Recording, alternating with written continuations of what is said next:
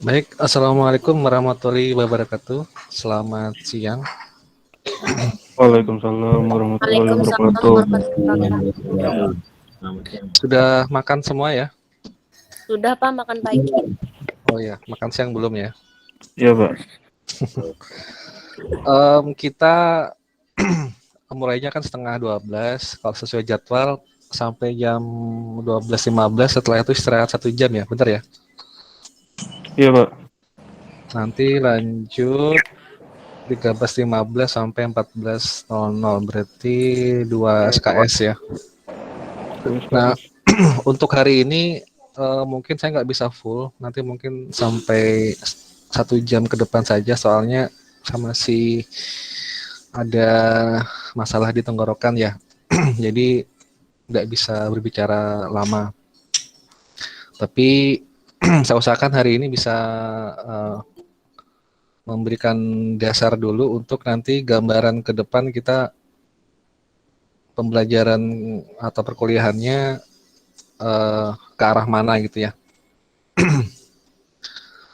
Sebelum saya mulai, ada beberapa hal yang mau saya sampaikan. Yang pertama, sementara kita masih presensinya manual dulu, nanti saya minta setiap perwakilan kelas, bisa ketua kelas atau mungkin wakilnya, mendata yang hari ini tidak hadir, sakit atau izin, nanti ditulis di Excel, kirimkan ke WA pribadi saya ya, setelah selesai perkuliahan.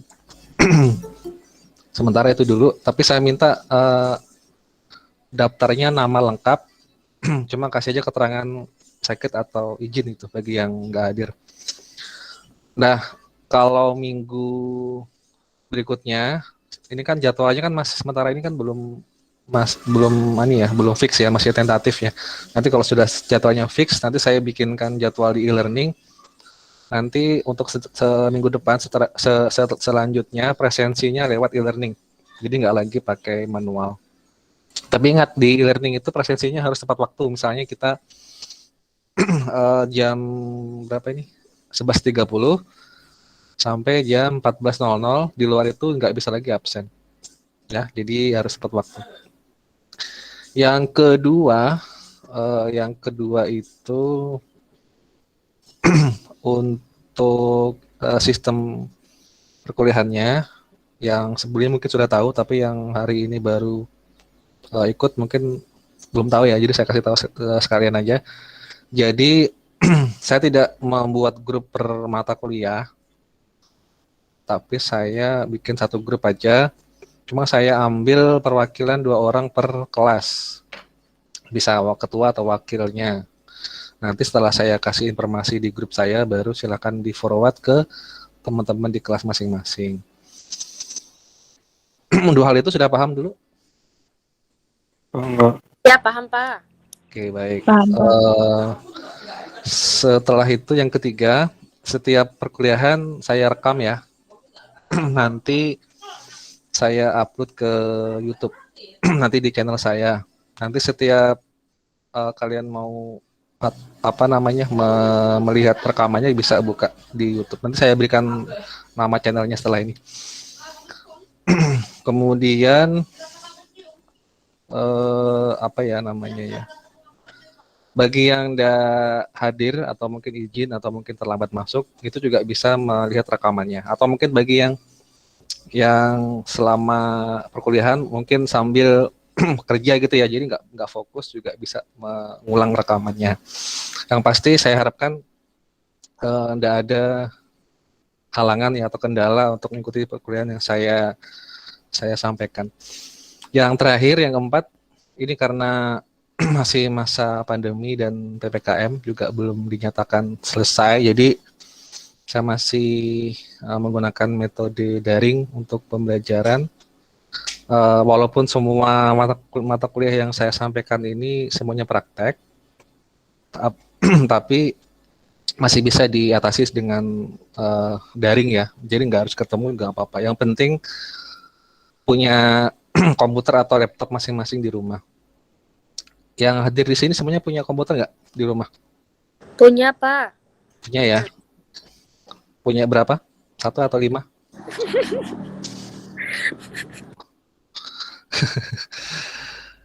Ya, kalau punya banyak 5 bisa di-share ke kawan-kawan yang nggak punya ya, berbagi. Kalau punya satu ya nggak apa-apa, jangan dibagi ya, nanti nggak punya lagi kalian. Em, yang penting nanti bisa diinstal untuk eh, toolsnya, karena nanti kita prakteknya pakai tool ya atau aplikasi pemrograman. Nanti akan saya jelaskan lebih rinci setelah ini. Sebelum saya teruskan, ada yang ditanyakan nggak?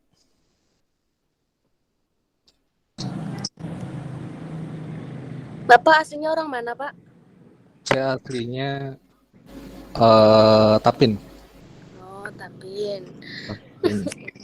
Orang Tapin tapi merantau ke Balangan. Sebelumnya ada usul kah, Pak, untuk praktek tuh tatap muka aja. Kalau untuk semester ini kemarin tuh ada dari Pak Slamet membagi dua pilihan ya, bisa sistem tatap muka atau daring. Cuma sementara ini saya belum bisa tatap muka karena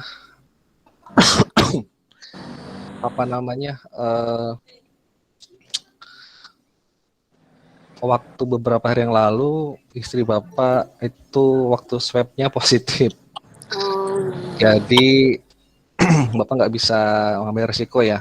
Kalau Bapak sih di swabnya negatif sih. Cuma Bapak nggak mau ambil resiko. Jadi sementara harus daring dulu. Tapi kalau daring lebih untung ya, karena semua bisa masuk ya. Kalau kayak gini kan dari Balangan, dari HST, HSS, dari Tabalong gitu ya. Bahkan mungkin ada yang sampai di Tanah Laut juga mungkin ada. Itu kan bisa menghemat biaya ya. Kalau saya ke HSS atau HST kan nggak mungkin kan ya kalau secara tatap muka. Jadi ya ada plusnya lah. Cuma ada minusnya sih. Saya minusnya jadi capek harus memproses nilai ratusan orang. Karena kan biasanya kalau tatap muka kan satu kelas atau dua kelas tuh, kalau gabungan cuma di Balangan kan paling 40-an sudah banyak gitu ya. Kalau sekarang ini kemarin saya mengajar di kelas mata kuliah apa itu kemarin? Kecerdasan buatan, itu sampai 80 mahasiswanya totalnya. 80 tadi pagi berapa tadi ya? Tadi pagi 40-an juga, sekarang 40-an juga. Jadi totalnya berapa itu? 100 lebih ya, 100 berapa itu? 160 ya berarti. Belum minggu depan lagi saya juga ada ngajar lagi nih. Totalnya mungkin sampai 300. Itu capek banget tuh bikin nilai. Tapi nggak apa-apa lah ya. Karena setiap kondisi ada plus minusnya. Ada lagi yang mau ditanyakan? Tapi nanti Pak kalau minta usul praktek bisa. Karena Pak kalau daring kan kurang efektif gitu pembelajarannya. Sebenarnya kalau yang tadi saya katakan di awal ya, sebenarnya kalau praktek, walaupun saya ngajar praktek, nggak harus tatap muka juga bisa kok. Karena kan pertama kita sistemnya juga sama, walaupun pakai online, materi yang saya ajarkan di tatap muka itu sama dengan materi yang saya ajarkan di daring. Yang membuat tidak efektif itu bukan terletak di metodenya sebenarnya, tapi terletak di individunya. Saya pernah mendapati mahasiswa itu lagi sedang perkuliahan, cuma kan itu tutup kamera ya, jadi kan saya nggak tahu itu lagi ngapain mereka. Saya kan juga nggak selalu memaksa harus open semua, karena kan mungkin ada yang menghemat kuota. Ternyata setelah itu statusnya lagi nongkrong di kafe, lagi minum-minum gitu, dan nggak memperhatikan nggak memperhatikan perkuliahan gitu loh. Jadi waktu UTS atau UAS ya nggak bisa jawab soal. Jadi itu sih saya rasa nggak ada masalah. Kalau tatap muka itu biasanya untuk memfasilitasi yang nggak punya komputer biasanya. Kalau tatap muka di kampus kan ini ada apa? Ada fasilitas komputernya. Dan lagian kalau satu kelas ini kan saya ngajar 40 lebih ya. Kan nggak mungkin tatap muka satu ruangan 40 orang ya. Terlalu banyak. Beresiko sih ya. Kecuali kalau satu kelasnya itu maksimal cuma 15 orang ya nggak masalah, bisa aja sih. Dengan jarak tentunya ya, pakai jarak. Ada lagi?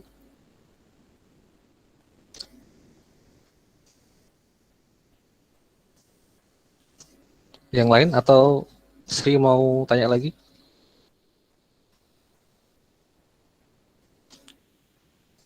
Sariana mungkin? Gak ada Pak Bagus? Ai. Nggak ada. Bagus? Siap, kita bahas. Nggak ada. Saya nggak ketemu kalian satu semester ini jadi gondrong-gondrong ya banyak ya. Makanya pakai bando, Pak. Ya, gara-gara PPKM apa gara-gara apa ini? Ya, PPKM termasuk juga. Saya kan juga ngajar di SMK ya. Saya tuh pernah suatu hari itu ketemu siswa saya di jalan. Saya sampai nggak kenal itu siapa. Ternyata siswa saya sudah gondrong-gondrong bekumis. Gara-gara nggak pernah ketemu di sekolah. Ternyata siswa. Bahkan ada yang bersemir juga rambutnya. Waduh, luar biasa. Mentang-mentang nggak pernah ketemu di sekolahan, jadi kayak gitu. Oke, ada lagi yang mau tanya? Nggak ada? Oke, kalau nggak ada saya share screen.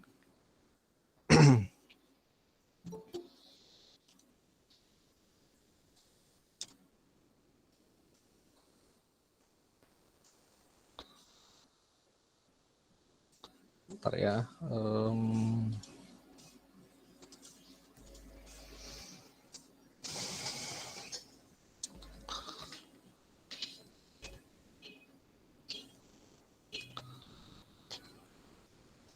Kalau sesuai jadwal ini kan namanya bahasa pemrograman 1 ya, dalam kurung VBNet, betul nggak? Iya, Pak. Cuman saya melihat dalam kurungnya VBNet-nya ya, jadi saya nggak ngelihat nama mata kuliahnya. Jadi karena diminta VBNet, maka saya pakainya juga VBNet.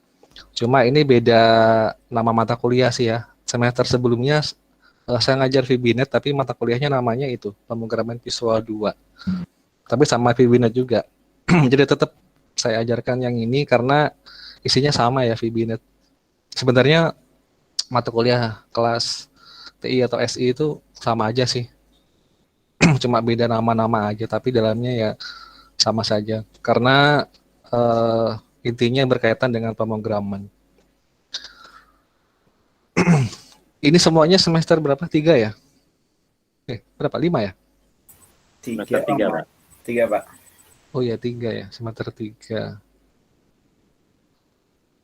Semester 3 MI ya berarti ya.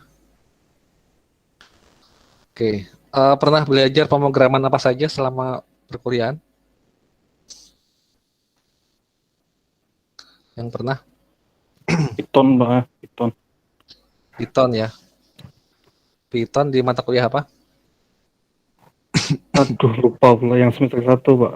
Waduh. Ini kebiasaan mahasiswa ini satu semester langsung lupa. Algoritma kalau nggak salah, Pak. Algoritma. Algoritma. Siapa yang ngajar? Sampai Iya, juga, Pak. Semester 1. Oh, Bapak juga? Bapak Troy, Pak. Oh, Pak Troy. Oh iya.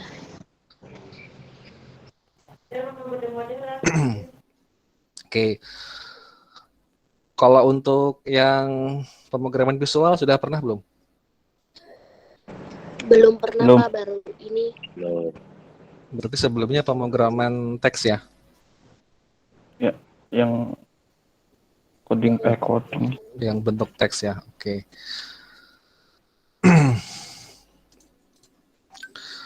Jadi untuk pengenalan dulu ya hari ini.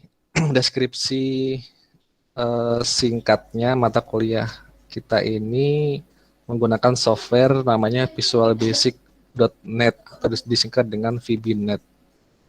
VBNet ini itu versi awal itu tahun 2005 disebut dengan VBNet 2005, VBNet 2005, 2008, 2010, 2012, 2013, 2015, 2017, terakhir 2019. Ini baru rilis 2021.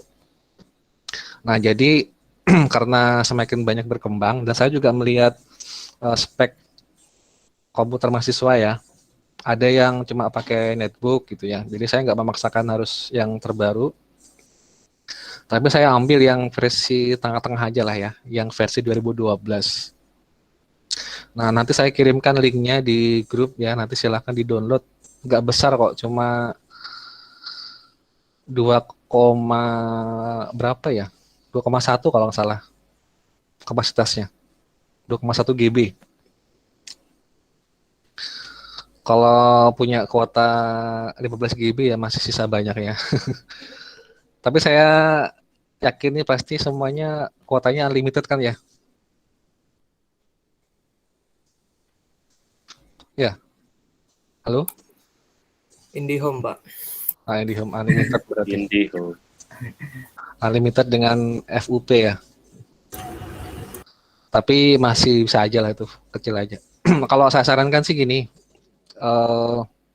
siapa yang punya internet yang lumayan cepat atau punya kuota banyak atau mungkin pakai IndiHome, bisa download satu orang satu kelas, nanti bisa di-share ke kawan-kawannya, di copy, bisa seperti itu. Misalnya di HST tadi perwakilan Rivaldi misalnya, download terus di-share ke teman-temannya, jadi lebih menghemat kuota. Jadi nggak masing-masing orang download satu-satu ya, itu terlalu boros kuota. Gimana caranya, Pak?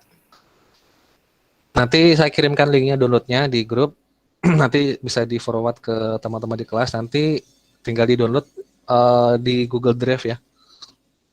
Terus di copy lewat flash disk kan, nanti bisa dibagikan ke kawan-kawannya.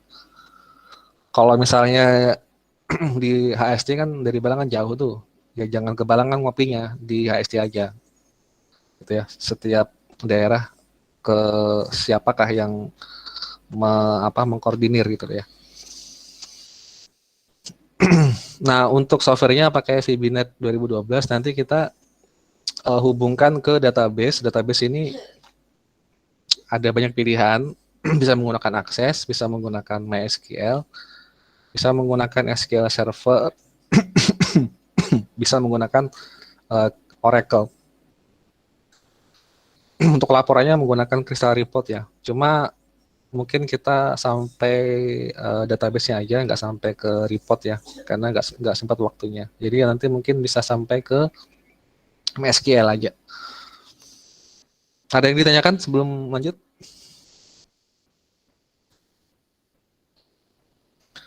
Oke, untuk pengetahuan pendukung wajib ya harus tahu algoritma.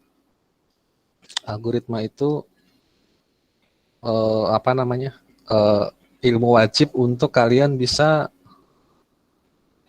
pakai untuk menunjang mata kuliah selanjutnya. Jadi misalnya algoritma sudah pernah belajar cara membuatnya seperti apa, bikin logika pemrograman seperti apa. Nah, nanti kalau saya minta membuat di VBNet, nanti pasti sudah paham tentang algoritma. Makanya bagi yang sudah belajar algoritma dan lupa ya, jadi saya sarankan segera dibongkar-bongkar lagi catatannya supaya bisa dipelajari lagi. Ya, saya pernah dapat quote itu. Sekolah formal itu, entah di sekolah ataupun untuk perkuliahan ya, itu sama-sama punya prinsip seperti ini. Belajar, ingat, ujian, lupakan. itu urutannya. Jadi belajar, ingat, ujian, lupakan. Artinya satu semester sudah selesai ilmunya, semester berikutnya nggak ada lagi ilmunya. Jangan seperti itu ya. Jadi jangan sampai melupakan ilmu yang sebelum-sebelumnya. Kalau mantan sih nggak apa-apa, melupakan aja lah ya. Tapi kalau ilmu jangan dilupakan. Ya, Pak Rani kayaknya sudah punya mantan ya, Pak Rani.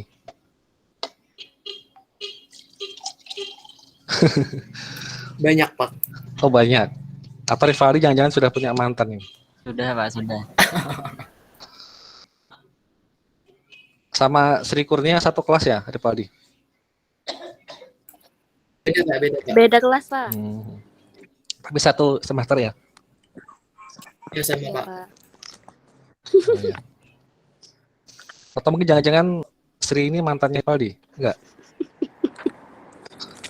Enggak. Bukan ya? Oh bukan. Saya pernah ke Atau rumahnya, Pak.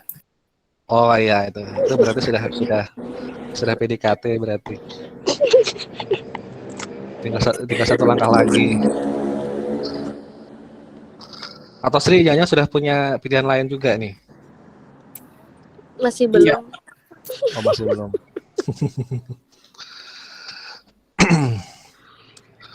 Oke ya, jadi algoritma wajib harus diingat.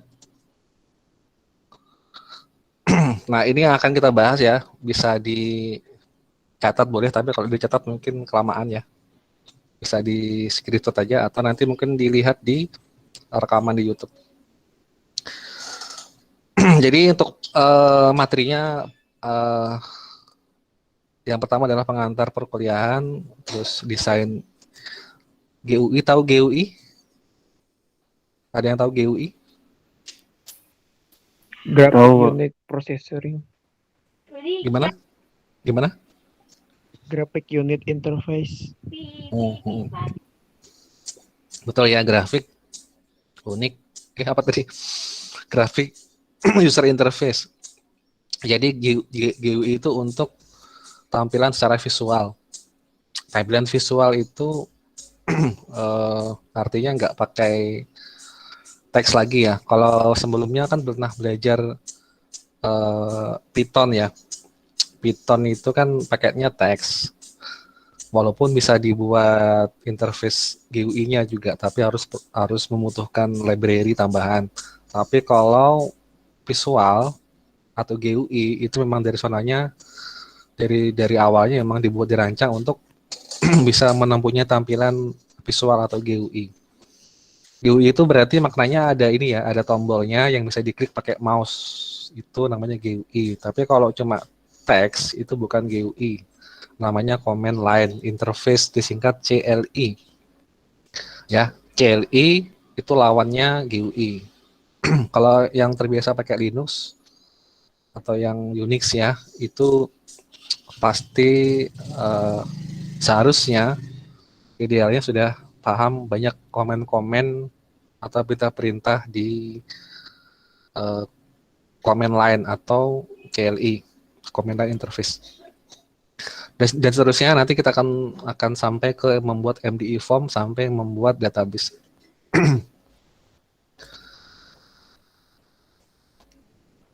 Ini tadi saya lupa ini ya, kesalahannya ini harusnya 2012. Nanti diharapkan mahasiswa itu dapat memahami dan membuat aplikasi menggunakan Visual Basic Net versi 2012 ya. Ini bukan 2010 ya, 2012. 2012 itu kalau diinstal di netbook kemungkinan masih tahan aja. Jadi masih bisa lumayan lah tahan. Nggak berat banget.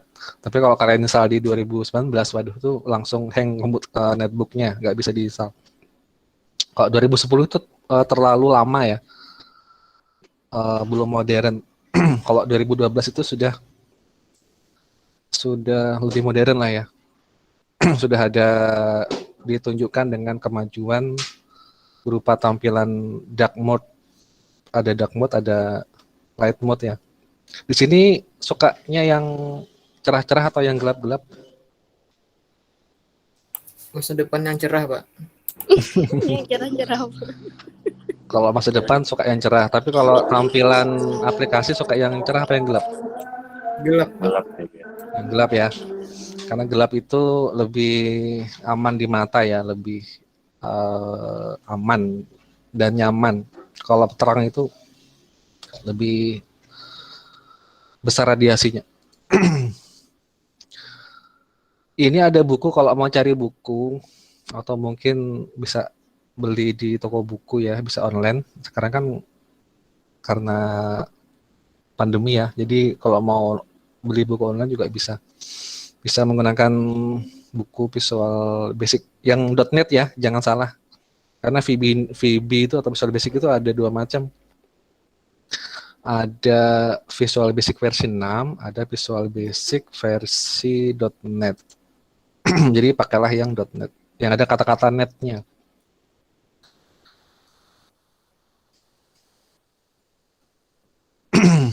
Visual Basic itu bukan langsung ada, tapi dia berawal dari namanya basic. Basic itu singkatan dari Beginners All Purpose Symbolic Instruction Code. Nah, jadi disingkat dengan basic. Saya pernah pakai basic ini, itu masih berupa teks ya, pemrograman teks masih CLI. Yang dikembangkan sebagai bahasa untuk menulis program sederhana dengan cepat dan mudah. Nah, yang membuat itu Microsoft atas jasa dari Bapak Bill Gates ya, yang pembuat Microsoft tahun 70-an. Ya. Jadi sejarahnya Bill Gates itu masih statusnya mahasiswa, dia berinovasi membuat pemrograman sederhana gitu ya, kemudian diterapkan ke komputer, diberi nama BASIC. Nah, pada tahun 80-an di akhir dan di awal 90-an, Microsoft mengembangkan namanya Microsoft Windows. Ada yang tahu nggak sejarahnya Windows itu seperti apa? Apa langsung tiba-tiba bagus seperti ini? Enggak ya? Ada yang pernah tahu Windows versi 1.0 itu seperti apa? Nggak ada yang tahu kayaknya, Pak. Mana? Nggak ada yang tahu kayaknya. Nggak ada yang tahu. Windows versi 1.0 itu tampilannya sangat ini ya, sangat klasik ya. Artinya kalau anak-anak zaman now mungkin ketawa melihatnya ya, zaman itu karena sangat klasik. Tapi sebelum itu ada yang namanya Microsoft DOS, Disk Operating System. Jadi sistemnya itu tadi belum berwujud GUI, tapi hanya teks latar belakang hitam, tulisan putih gitu ya. Jadi nggak menarik lah ya. Kalau anak-anak zaman sekarang mungkin males itu belajarnya. Tapi kecuali kalau yang sekolahnya atau belajarnya di IT ya nggak mau harus suka. Kalau nggak suka ya jangan masuk IT gitu ya. Oke, Visual Basic itu diperkenalkan oleh Microsoft pada tahun 91, dirancang untuk membuat aplikasi dengan lebih mudah. Tapi khusus untuk Windows ya, untuk Windows.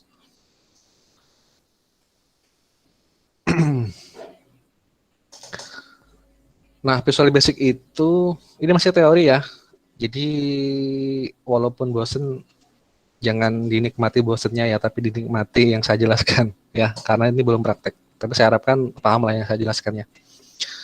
Visual Basic itu adalah bahasa pemrograman yang menerapkan konsep event driven. Event driven itu kalau diklik tombol simpan, maka dia akan menyimpan data. Ada triggernya. Sama seperti kalian kalau mainan pistol mainan ya. Kalau dipencet kan ditarik keluar pelurunya, nah kayak gitu. Jadi ada istilah namanya event driven. Program ini dibuat itu menggunakan tools yang disebut dengan IDE. Kepanjangannya adalah Integrated Development Environment, disingkat IDE. IDE ya. Nah, Visual Basic sekarang sudah OOP. OOP itu Object Oriented Programming. Nanti ada perkuliahan khusus namanya OOP atau PBO ya. Itu khusus untuk membahas masalah itu. Kemudian perancangan tampilan atau interface-nya itu dilakukan dengan cara mendrag atau menarik objek, bisa berupa tombol, label, teks, dan seterusnya.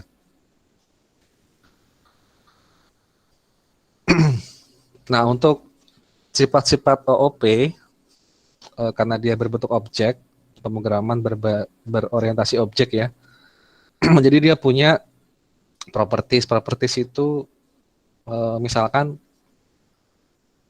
warna, ukuran, dan berat. Kalau untuk action itu misalnya bergerak, tidur, makan itu ya. Saya kasih contoh misalnya apa ya namanya ya, bagus lah misalnya. Misalkan bagus kan, waktu dulu ngelamar kerja kan pasti ada disuruh ngisi formulir gitu ya. Misalkan ada isian nomor sepatu berapa, ukuran baju apa itu ya, terus beratnya berapa, tingginya berapa. Nah, itu namanya properties kalau dalam Visual Basic. Nah, sedangkan isi dari properties misalkan ukuran sepatu 34. Nah, 34 itu disebut dengan value. Jadi properties dan value. Properties misalkan warna, value-nya berarti hijau gitu ya. Propertiesnya misalnya ukuran sepatu ya, berarti value-nya 34. Propertiesnya misalnya berat, berarti value-nya 70 kilo misalkan gitu. Sampai sini bisa paham? Insya Allah paham, Pak. Paham ya? Yang lain paham? Insya Allah, Pak. Paham, Pak. Oke. Baik. Yang lain lagi paham? Yang lain yang nggak ada suaranya? Paham, Mbak? Paham, Pak. Insya Allah paham, Pak. Ya, baik. Kalau nanti Atas nggak izin paham, Allah paham, Pak. oke. Nanti kalau nggak paham langsung tanyakan ya, karena kalau diem itu antara dua, paham atau pura-pura paham. Paham. Ya, ada dua ya, bisa paham atau pura-pura paham. Yang berikutnya adalah action. Action itu misalnya tindakannya apa. Kalau diklik ini, maka dia akan apa itu ya. Misalkan kalau saya klik tombol simpan, maka dia akan menyimpan. Kalau diklik tombol keluar, dia akan keluar dari aplikasi. Itu namanya action. Berikutnya kelas itu adalah format untuk cetakan objeknya, propertiesnya tergantung dari kelasnya.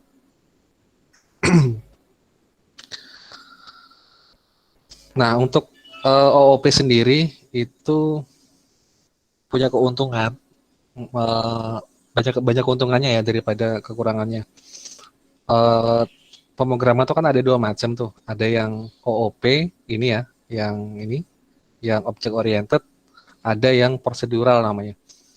Kalau kemarin yang mungkin ada yang pernah belajar Pascal ya, bahasa pemrograman Pascal. Itu tipe pemrogramannya prosedural, bukan objek ya. Jadi dia menggunakan teknik prosedur-prosedur untuk eksekusi. Tapi kalau object oriented itu menggunakan objek. Berarti ada kelas-kelasnya gitu. Nah, keuntungannya apa OOP itu? Keuntungannya adalah kelas yang dibuat dapat digunakan kembali oleh program lain. Jadi kita nggak perlu bikin lagi kalau mau isinya sama itu aja. Misalkan ada program untuk menyimpan data mahasiswa, kita bikin kelasnya, udah gitu nanti dipakai buat menyimpan lagi yang saat diperlukan di tempat lain. Jadi nggak harus bikin lagi. Menggunakan kelas library bisa mempercepat pembuatan program. Jadi satu cetakan untuk banyak memproduksi hasil. Saya kasih contoh ya. Di sini ada yang pernah bikin kue atau wadai? Nah, Pak. Bikin wadai apa? Wadah bingka. Bye. Wadai bingka, apam barabai. Oke. Bingka atau apam itu ada cetakannya nggak? Ada, Pak. Ada, Pak. Ada.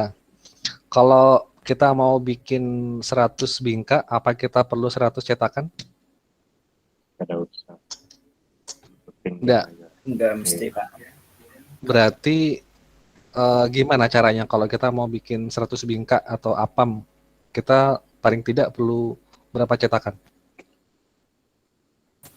Booting. Sebutin Pak, tapi diulang-ulang bisa, Pak. Oke, Ulang-ulang pola. bisa satu aja cukup, tapi diulang-ulang gitu ya, sampai 100 kali. Jadi nggak perlu satu apam satu gitu ya. Itulah yang disebut dengan OOP. OOP itu satu aja, tapi bisa dipakai berkali-kali. Ini tampilan Visual Studio namanya 2010. Ini yang masih belum ada teknologi dark mode-nya ya, masih yang versi cerahnya. Tapi kalau 2012, nanti setelah ini akan saya tunjukkan seperti apa tampilannya. Itu yang lebih modern. Jadi saya putuskan kita pakainya yang 2012 saja. 2010 itu terlalu jadul ya, karena sudah lebih dari 10 tahun. Nah, Visual Studio itu dalamnya ada banyak ya, bukan cuma Visual Basic aja, tapi ada Visual C Sharp. Ini namanya C Sharp ya, bukan si pagar ya, C Sharp.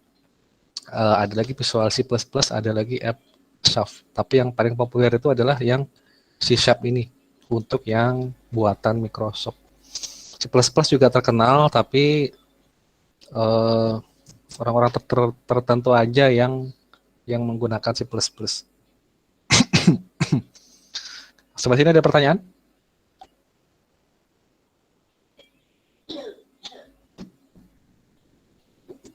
Nggak ada? Ada ya, Pak. Oke. Pak, Ya. saya mau tanya, Pak. Visual Studio Code ini apakah sama dengan ini, Pak? Visual Studio ini, Pak? Atau yang memang Visual Studio Code ini yang Bapak maksud, Pak? Bukan, beda. Oh, beda. Ya. VS Code dengan Visual Studio beda. Bedanya gimana, Pak? Kalau Visual Studio itu dirancang untuk membuat aplikasi visual. Tapi kalau VS Code itu kan cuma text editor biasa ya. Oh iya. Bisa dipakai buat bikin program Python bisa, buat Pascal bisa, buat Java bisa. Yang penting ada tambahan library gitu aja. Tapi cuma sebatas text editor biasa. Kalau Visual Studio ini dia khusus membuat aplikasi yang versi visualnya gitu, bukan teks. Belum ada gambarannya. Belum ada gambaran, Pak. Oke, nanti setelah ini kita gambarkan. Ada lagi? Tidak ada? Oke, ini tampilan bukan Windows ya, Visual Studio 2010 yang versi Pro. Harus diingat ya, ini aplikasi ini tidak gratis ya, harus bayar. Tapi ya seperti biasa lah ya, kebiasaan kita kan kalau ditawari yang gratis kan pilih yang gratis daripada yang bayar ya. Nah tapi gini masalahnya, kalau ada disuruh milih, milih aplikasi yang gratis tapi biasa aja, atau memilih aplikasi yang bayar tapi luar biasa, pilih mana? Bayar luar biasa. Sebenarnya lebih milih bayar yang luar biasa, Pak. Cuman kalau nggak ada uang, lebih baik yang biasa aja, Pak. Oke, tapi pada kenyataannya kita tuh milih yang ketiga pilihannya. Pilih yang bayar dan luar biasa, tapi yang versi bacakannya. Iya. Ilegal itu, Pak. Iya, Betul, betul, Pak. itu kebiasaannya orang Indonesia ya kayak gitu. Benar-benar. Tapi nggak usah khawatir ya. Sebenarnya Microsoft itu juga sudah mengantisipasi kemungkinan pembajakan. Jadi dia bikin versi namanya versi Express. Jadi Visual Studio Express. Kalau ini kan versi profesional ya, ini yang bayarnya.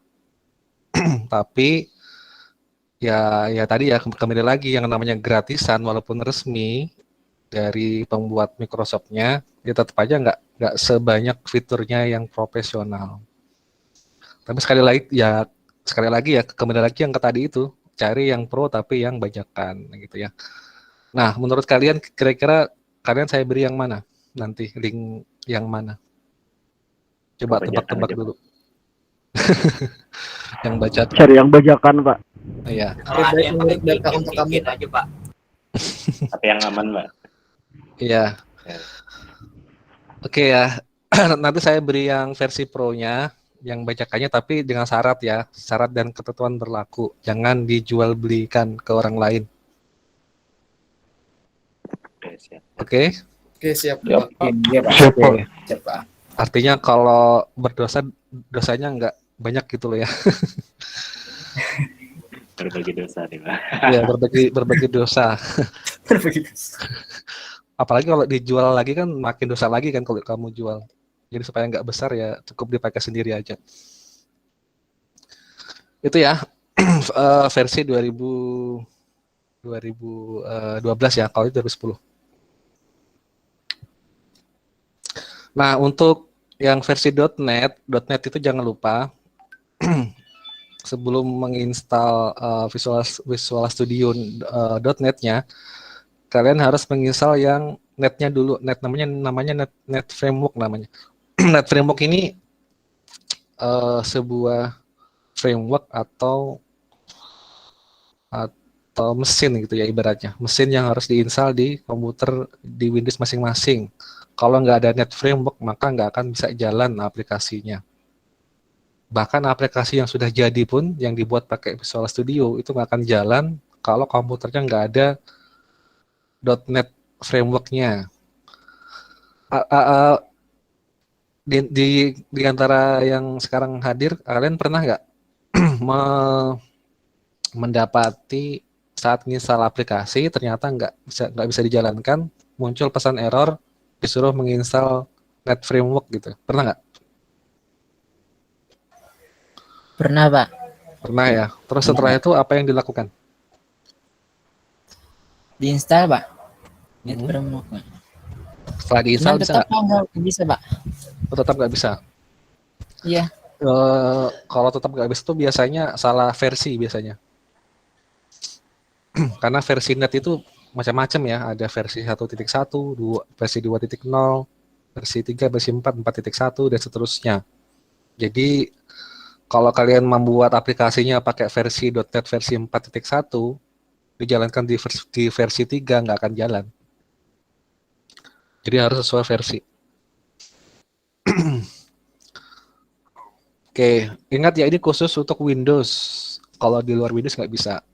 Apalagi di Android ya, jangan harap bisa dipasang di Android ya. Ini cuma khusus Windows. Itu pun Windows-nya yang ada .NET-nya dan minimal Windows 7. Kalau Windows sebelum Windows 7 mungkin nggak bisa lagi itu, sudah jadul ya, sudah ketinggalan. Kemudian selanjutnya ya, saya next saja.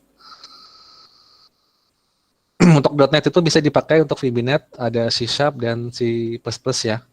Kalau yang lain itu ada yang namanya DLP.NET juga ada juga COBOL.NET. DLP itu saingannya Visual Studio. Beda produsen atau beda perusahaan. Kalau Delphi itu juga sama, dia bayar, tapi ada juga yang versi bajakannya. Kalau kalian mau bayar Delphi itu harga lisensinya itu puluhan juta. Dulu pernah saya baca ada orang yang beli lisensi Delphi itu sampai jual rumah katanya buat beli Delphi. Harganya hampir 100 juta kalau nggak salah itu. Harga lisensi Delphi-nya. Satu bahasa program. Tapi kalau memang memungkinkan ya nggak apa-apa kalau mau beli. Misalnya Rivaldi Rahman mau beli lisensi ini nggak apa-apa. Kalau mau pakai yang asli yang asli, nggak mau yang bajakan. Tapi jangan sampai jual ginjal ya. Saya tuh ketawa ada yang rela beli komputer tuh gaming sampai jual ginjal. Nggak tahu itu benar apa enggak itu. Ada yang tahu nggak informasinya? Gaya-gayaan mungkin Pak. Gaya-gayaan ya. Oke.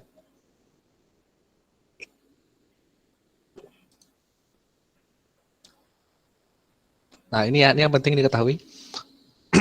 Eh, .NET itu ada dua macam, ada CLR, ada FCL. CLR itu kepanjangannya Common Language Runtime, sedangkan FCL itu kepanjangannya Framework Class Library. Itu digunakan untuk menjalankan program saat runtime. Jadi program yang sudah kita buat pakai Visual Studio itu dijalankan, yang menjalankan itu adalah CLR. Kemudian untuk FCL itu adalah terletak di atasnya LCLR untuk menyediakan layanan yang dibutuhkan oleh aplikasi tersebut. Misalnya kalau dia membutuhkan layanan dari internet, maka dia akan download dari internet gitu ya. Jadi pengontrolnya. Nanti untuk lebih jauh saya akan share ke grup ya untuk slide-nya. Nanti tolong ingatkan saya nanti supaya share karena saya bisa lupa nanti.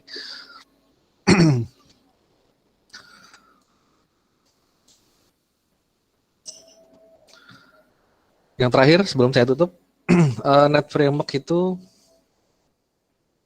seperti ini skemanya. Jadi ada C# atau VB.NET atau bahasa lain yang menggunakan net, itu dikompile kemudian diubah ke dalam bytecode, bentuk bytecode.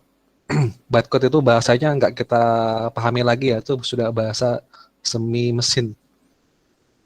Yang bisa memahami hanya mesin itu sendiri yang bisa memahami. Kemudian dirubah ke CLR, terus jadilah native code. Native code itu kode yang murni ya, memang murni dirancang untuk program itu saja, native code. Nah, ada dua juga timeline-nya, ada compile time, ada runtime. Compile time itu proses mengkompilasi dari source code sampai ke bytecode, terus menjalankannya disebut dengan runtime. Sampai sini bisa paham? Atau pura-pura paham? Nggak ada gambaran Pak. Pura-pura paham. Pura-pura paham ya? Pura-pura Pak. Tapi belum ada. Sebelum Oke. dijelaskan Pak. Belum jelas ya? Oke. Nanti sambil aja pelan-pelan dipahami di slide-nya ya. Oke, sampai sini saya cukupkan. Cuma saya akan ini ya, akan berikan preview dulu tampilan dari Visual Studio 2012.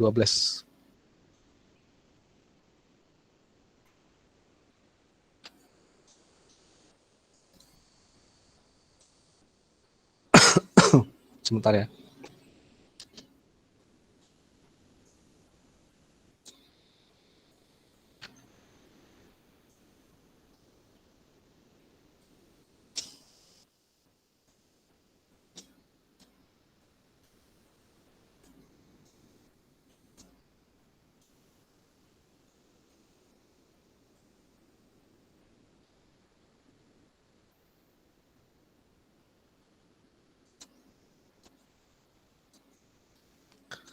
Inilah tampilan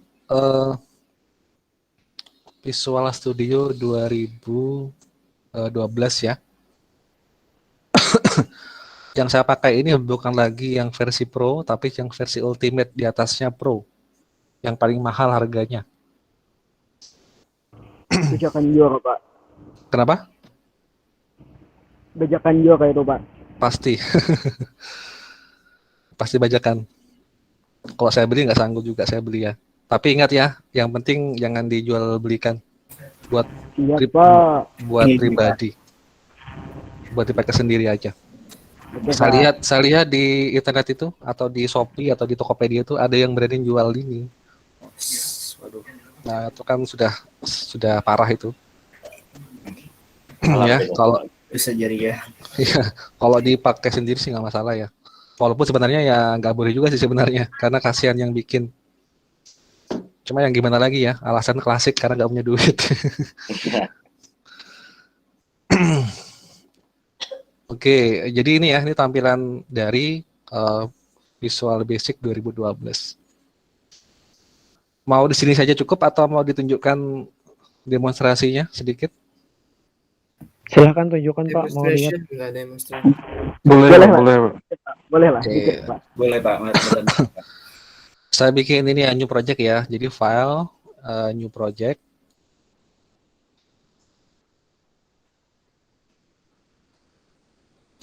Ini ada banyak pilihan. Kita pilih yang ini aja, yang Windows Forms Application, disingkat WFA ya. Terus kita tentukan netnya versi berapa. Ini kita pakai yang terakhir untuk Visual 2012 itu pakainya 4.5. Dia menyediakan dari versi 2.0 sampai 4.5.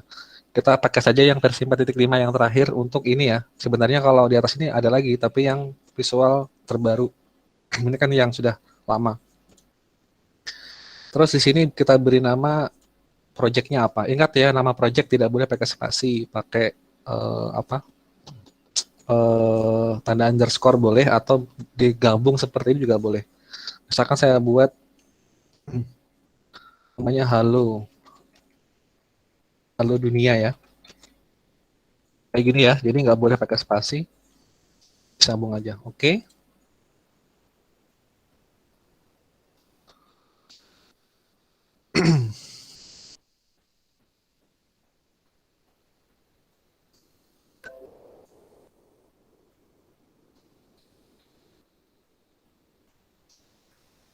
Oke, ini jadinya ada form 1. Saya klik di formnya, terus di sini ada properties. Properties itu ada ini ya, ada macam-macam. Ini propertiesnya, ini value-nya yang tadi saya jelaskan tadi ya di awal ya. Misalkan kita mau merubah kata-kata ini form 1, kita ganti dengan caption. Propertiesnya caption atau teks ya, ini teks. Ini propertiesnya, ini value-nya. Kita ganti di sini halo semuanya gitu ya. Tekan enter. Maka di sini akan berganti halo semuanya. Bisa terlihat jelas nggak di situ? Ada, Pak. Kelihatan ya. Kelihatan jelas. Kalau pakai HP mungkin lebih kecil ya. Kalau pakai komputer mungkin bisa lebih besar. Terus kita di sini mau cari apa nih? Kita mau cari, misalnya kita tambahkan label. Di sini ada namanya toolbox ya, atau objek. Toolbox kita cari ini label. Bentar ya, mana label? Nah ini ya. Kita bisa memasukkan label ke form dengan 3 ya. Dengan 3 cara. Bisa diklik 2 kali seperti ini. Klik-klik, maka dia akan masuk seperti ini. Atau bisa dengan cara diklik 1 kali, terus klik 1 kali di formnya, 1 kali seperti ini ya. Nah, atau juga bisa dengan cara yang ketiga, diklik sekali, terus ditarik di sini. Nah, gitu juga bisa. Jadi dengan 3 macam cara. Misalnya di label 1 saya ganti propertiesnya ya. Diklik dulu label 1-nya, propertiesnya saya kasih di teks. Ganti dengan misalnya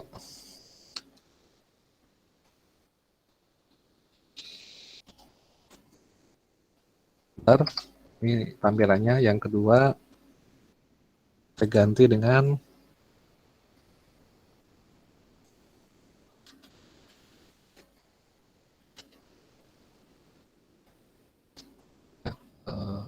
label 3.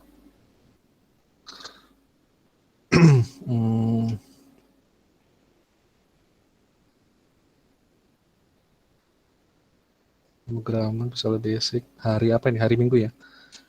Minggu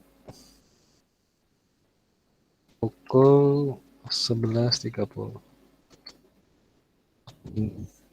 Salah. Nah, tampilannya bisa dipindah-pindah gitu ya. Nah, bisa kayak gini. Nah, misalkan kita mau merubah tampilannya, misalnya di sini ada font ya. Kita ubah ukurannya. Saya ganti jadi misalnya 20. Saya tarik, saya besarkan.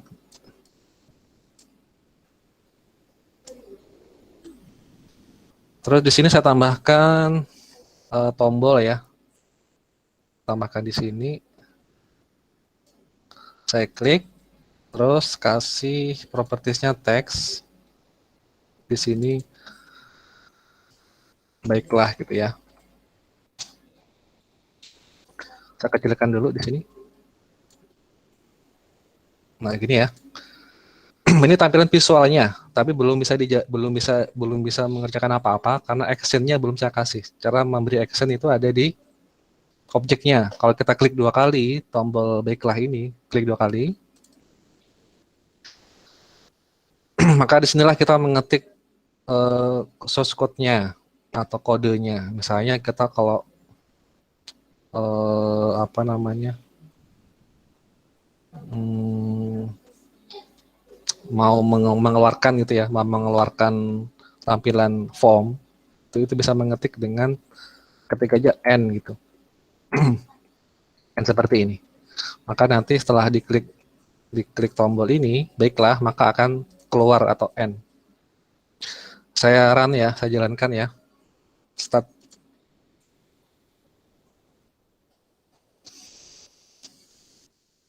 Ini hasilnya. Ini bisa di-maximize, bisa di restore, bisa di minimize gitu ya. Bisa di minimize. Ini kan misalnya kan ada informasi ya seperti ini, ST Komputer Komputer, Tomogram Visual Basic, Minggu pukul 11.30. Saya klik tombol baiklah. Klik baiklah. Nah, maka dia akan keluar. Itu baru contoh sederhana yang visual. Kalau menggunakan Python kan cuma ini aja yang diketik ya, nggak ada ininya kan ya. Tapi kalau visual itu ada ininya. Kita bikinnya tinggal tarik-tarik dari sini, selesai. Lebih cepat daripada yang pemrograman berbasis teks. Sampai di sini selesai. Ada pertanyaan sebelum saya akhiri? Sudah ada bayangan? Sudah ada, Pak. Sudah ada ya. Berarti, Pak, pakai PS Code memang bisa membuat seperti yang Bapak contohkan ya, Pak? Membuat yang ini Iya, sebenarnya, Pak. bisa, tapi harus mengetik secara manual posisi-posisi tombol-tombolnya ini harus manual semuanya. Oh, jadi lebih lambat ya, Pak? Iya, kalau ini kan kita nggak usah memikirkan bagaimana cara memasukkan tombol segala macam, ya tinggal tarik selesai gitu. Tinggal tarik-tarik selesai. Kan lebih baik pakai yang ini kan. Tapi ingat ini khusus yang Visual Basic atau Visual Studio ya. Artinya kalau pemrograman yang command line ya harus pakai yang text editor biasa, yang VS Code itu. Nggak bisa pakai yang ini, karena ini memang dikhususkan untuk yang versi visualnya. Berarti Pak, apakah kita itu bisa membuat web pakai ini Pak, Visual Studio ini? Bisa, tapi bukan VBNet namanya. Nanti ada khusus ASP namanya, ASP.NET. Beda lagi tampilannya dengan ini. Dan proyeknya pun nggak sama dengan ini, beda mesin.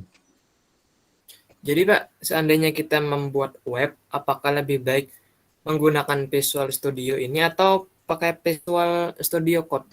Tergantung kebutuhannya apa. Kalau servernya Microsoft, ya silakan pakai yang punya Microsoft. Tapi kalau servernya bukan server Microsoft, ya jangan pakai itu, nggak akan jalan. Beda server. Iya, paham Pak. Kalau istilah sekarang itu salah server ya. Ada lagi yang ditanyakan? Oh ya, masalah ini Pak, yang tadi judul itu nggak boleh pakai spasi segala macam itu Pak. Itu maksudnya apa ya Pak? Yang project tadi ya? Iya Pak. Itu untuk aturan dari sananya sih ya. Karena project itu kalau pakai spasi kan secara kaidah pemrograman itu kalau nama file itu kalau pakai spasi terkadang bisa error bacanya. Karena spasi itu kan bukan karakter ya. Spasi itu bukan karakter abjad atau apa namanya? Atau huruf. Jadi di luar A sampai Z dan di luar 0 sampai 1. Iya, Jadi dibuatlah peraturan seperti itu. Sebenarnya dalam kondisi tertentu nggak masalah, tapi kalau beberapa kondisi itu bisa bermasalah. Jadi mendingan kita pakai yang aman, nggak usah pakai spasi. Siap, paham, Pak. Ada lagi? Mumpung ketemu saya di sini.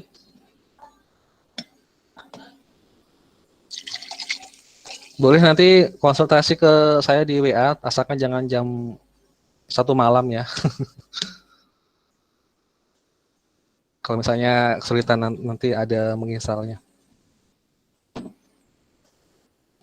Ada lagi? Oke, kalau nggak ada saya cukupkan sampai di sini. Saya stop share-nya.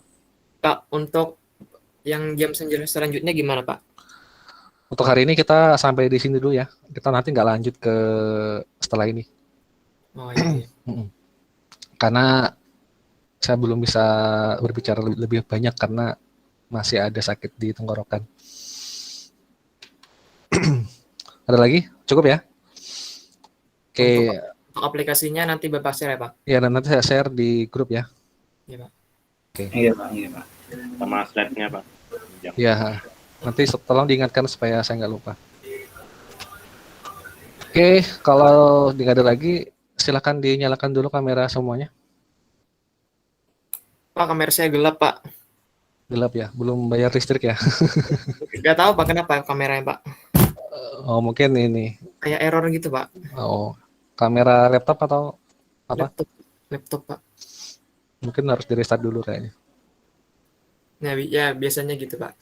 Cuma nggak sempat nge-restart, Pak. Iya, nggak apa-apa. Oke. Saya foto dulu ya. Bentar.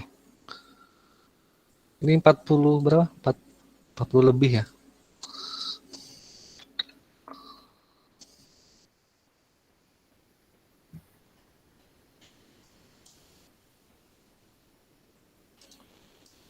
Oke. 1, 2, 3. Oke, cukup. Saya cukupkan sampai di sini. Terima kasih atas perhatiannya. Sampai jumpa minggu berikutnya. Assalamualaikum warahmatullahi wabarakatuh dan selamat siang. Waalaikumsalam warahmatullahi wabarakatuh. Assalamualaikum warahmatullahi wabarakatuh. Makasih Pak. Iya, Pak. Ya, sama-sama. Banyak Pak. Makasih, Ger, Pak. Ya.